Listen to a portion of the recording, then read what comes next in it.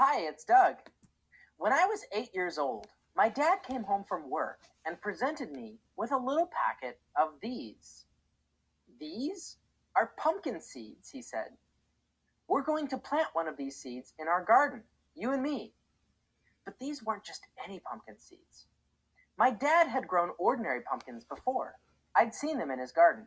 Now, if you didn't know this, pumpkins grow on vines like you see here. And like any plant, they need sunlight, and pumpkins need to be watered every day. So when we planted one of the seeds from the packet, we gave it water every day, just like we were supposed to. Soon we planted it in the garden. But the pumpkin from my dad's packet of seeds grew, and it grew, and it grew, eventually getting this big. This was getting crazy. I'd never seen a pumpkin like this.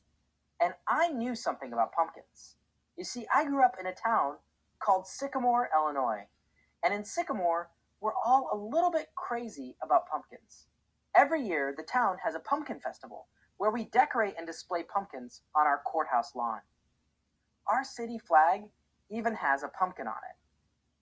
Dad, I said, we should take our giant pumpkin up to the courthouse. My dad got a big smile. You read my mind, he said. You see, that was my goal all along. I knew how big this pumpkin would grow. You did? I said. Yep. Remember the seeds I bought? He said. Those weren't just ordinary pumpkin seeds. They were a special variety of pumpkin called giant pumpkins. Whoa. Wait, there are different kinds of pumpkins? I asked my dad. Oh, yeah, he explained. Just like there are different varieties of apples at a grocery store. Now, as it turned out, my dad had heard that there would be a giant pumpkin competition that year at the Sycamore Pumpkin Festival, and he thought we should give it a try. By the time it had finished growing, it was really so big that neither of us could possibly lift it up.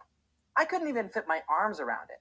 We had to get some of my dad's friends to come over so that they could all lift it together and carefully load it in the back of a truck. We won that year. It weighed 200 pounds, the largest pumpkin in Sycamore for the year 1988. I was so proud.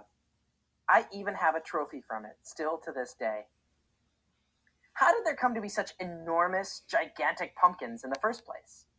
As you might guess by now, if you've learned about selection, it all started with an original, regular-sized pumpkin. Using the process of selection, plant growers, people who grow plants, have over time created new varieties of pumpkins, some of which are bigger and bigger. My giant pumpkin at 200 pounds is not the largest pumpkin ever, not even close. In the time since I grew my giant pumpkin in 1988, these days you can buy seeds for a pumpkin variety that will grow to be 2,000 pounds. That's the same weight as a baby elephant. That means that giant pumpkins are now officially the largest fruit ever. This is the first time anyone has tried to make a fruit so gargantuan. But it's definitely not the first time that plant growers have tried to make fruits bigger in general.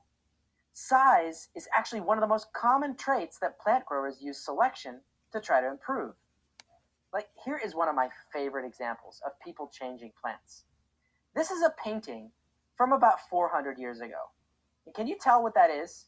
You might not even recognize it, but these are watermelons. Getting to see the old painting is almost like getting into a time machine and going back in time. It gives you a glimpse at what watermelons used to look like before we used selection to create the watermelons we grow today. Back 400 years ago, there wasn't as much of the watermelon that you could actually eat. Most of it was that white rind part, which doesn't taste very good. Watermelons today, you can eat all of the insides. It's so tasty. It's one of my favorite plants to eat. What about other fruits and vegetables? What did these look like before selection? You might not recognize this little fruit. Maybe you think it's a cherry. Nope. This is the original wild version of a fruit you know well. Let's see what it looks like today, after we've done selection on it to make it bigger. It's a peach. So the original wild peaches used to be much smaller.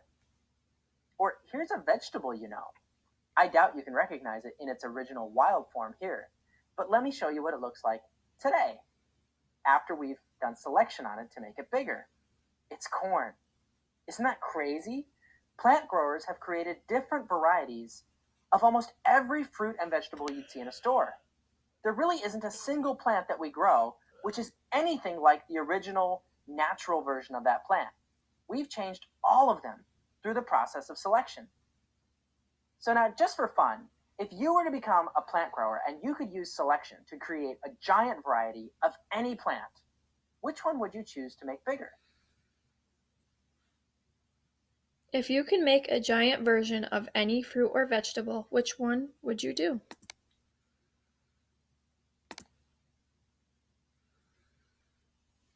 Selection doesn't just have to be for plants that we eat. We can use selection to change any plant to be something we want more. Consider plants we enjoy just for their beauty, like cut flowers, the kind you might buy for one of your parents on a special day. These are roses, one of the flowers most admired for their beauty. Now, in the wild, the original natural rose looks like this. It's so basic, it's so simple. Can you see what we've changed about the rose? Count the number of petals and you'll see what's so different. The wild natural rose only has 5 petals. But thanks to the process of selection, roses today look like this. They have dozens of petals. If you pick and count all the petals, there's as many as 45 petals on a modern rose. Now, how did plant growers do that?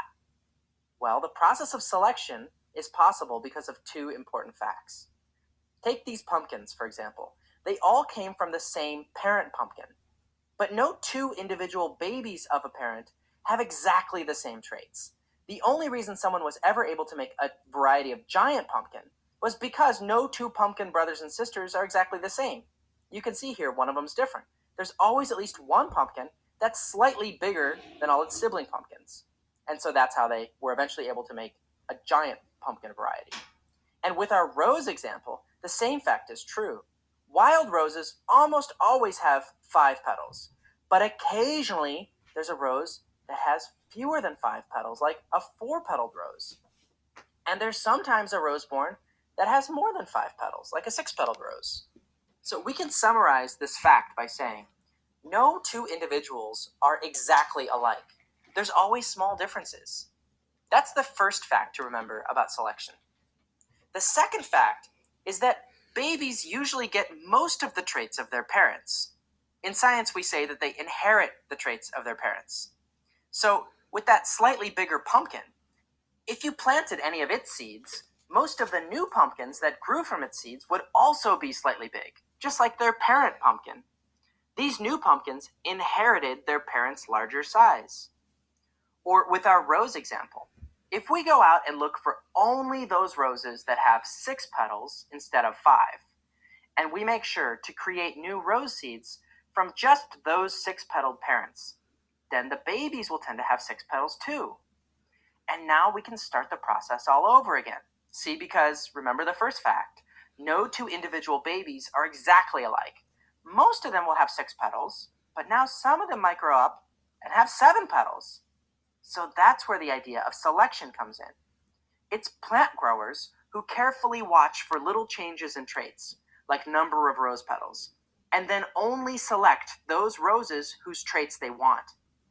After years of doing this over and over, rose growers have managed to get roses that had 8 petals, and then 9 petals, and then 10 petals, and so on, eventually reaching the 45-petaled roses of today that are sold in flower shops. You can really see how, using the process of selection, we've managed to change natural wild plants into the new varieties of bigger, better plants that we use for food and beauty. There's really not a single natural plant in our stores. All of them have been changed by the process of selection, where we've made them bigger, or tastier, or more beautiful. We can use selection to improve any trait that a plant has. So now stop and think for a moment. If selection can be used to improve any trait of a plant, not just its size, what's a trait you might change about your favorite fruit? What other traits would you select for? Remember, traits are things like size, shape, color, flavor, and so on.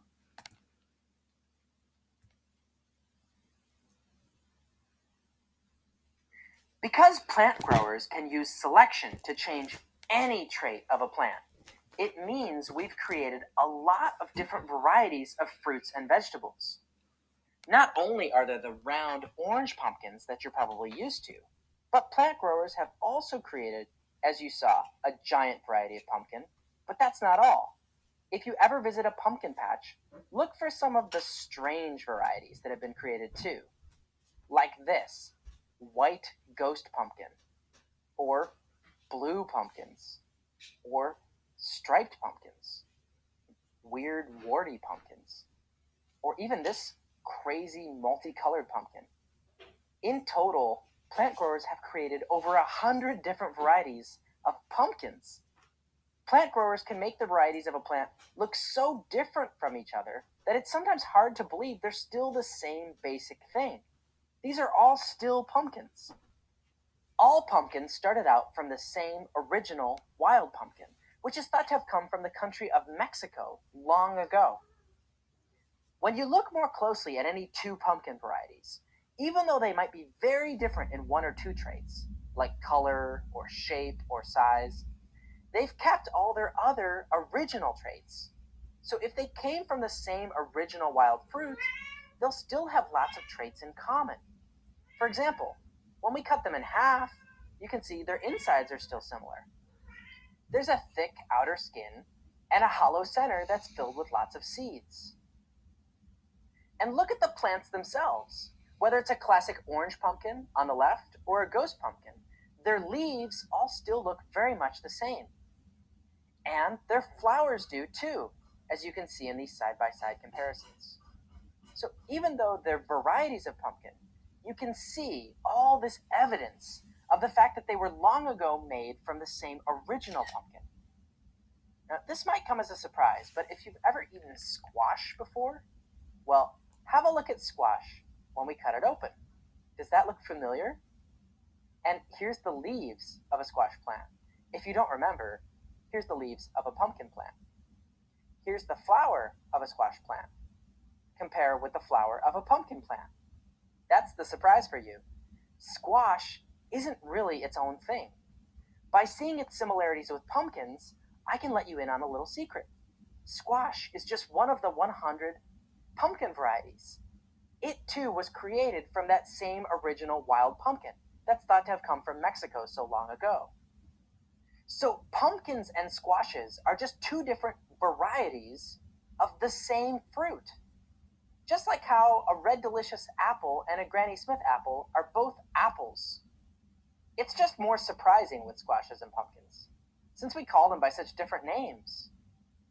But we could have called squash anything really, like long pumpkin, or maybe a better name for it would have been nose pumpkin.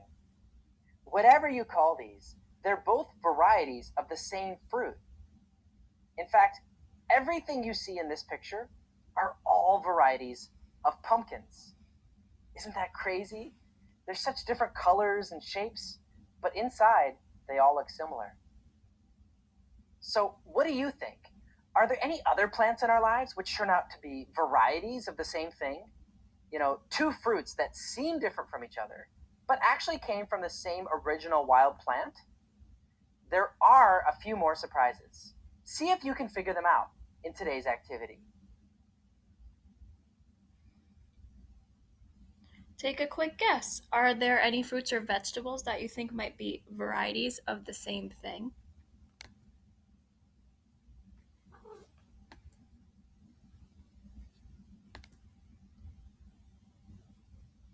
In today's activity, you're going to play a game called Odd One Out. First, I'll show you the outside of 3 different fruits, like you see in the example here. You'll take a guess about which 2 you think are related. Then I'll show you the inside of those same fruits. Plus, I'll show you a little picture of their leaves and their flowers. Once you've seen these clues, you'll get to take a second guess about which 2 you think are related. The 2 that are alike are varieties of the same fruit. The one that's different isn't related. It's the odd one out. After you do a few rounds of this game, then you're going to play a matching card game. But I'll give you more details on that later.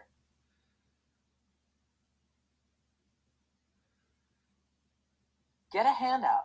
That's all you need to get started. Find a partner, someone to... Which two fruits are related to each other? Think about what you know about these fruits. Then answer number 1 on your worksheet.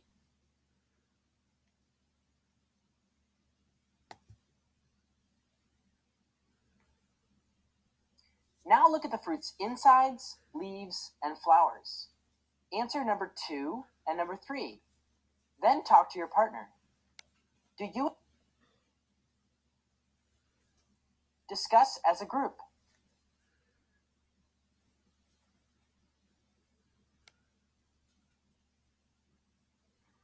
This one is harder.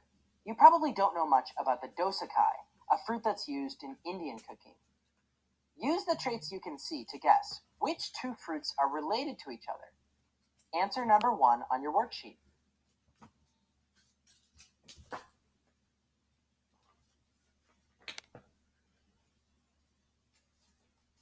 Look at the fruit's insides, leaves, and flowers. Answer number 2 and number 3. Then talk to your partner.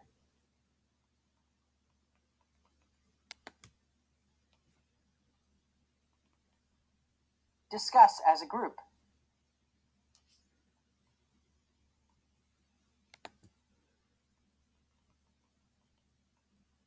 Which two fruits are related to each other? Answer number 1 on your worksheet.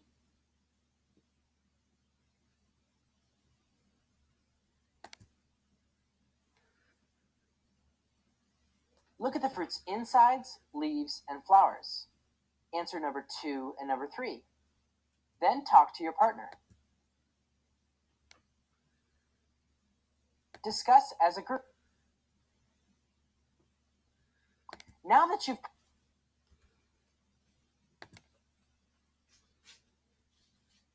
cut on the dotted lines to make a set of cards.